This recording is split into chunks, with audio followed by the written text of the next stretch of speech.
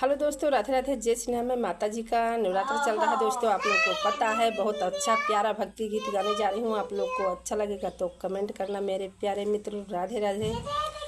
कैदा ये मालिन सिंगार माई के, कंगना पहनलू माई के चूड़िया पहनावेलू, कंगना पहनावेलू तू चूड़िया पहनावेलू, मेहंदी लगावेलू लाल लाल माई के, कैदा ये मालिन सिंगार माई के, कैदा ये मालिन सिंगार माई के, गजरा लगावेलू तो गजरा लगावेलू, गजरा लगावेलू तो गजरा लगावेलू, चुनरी ओढ़ावेलू लाल लाल माई के, हे हो चुनरी ओढ़ावेलू लाल लाल माई के,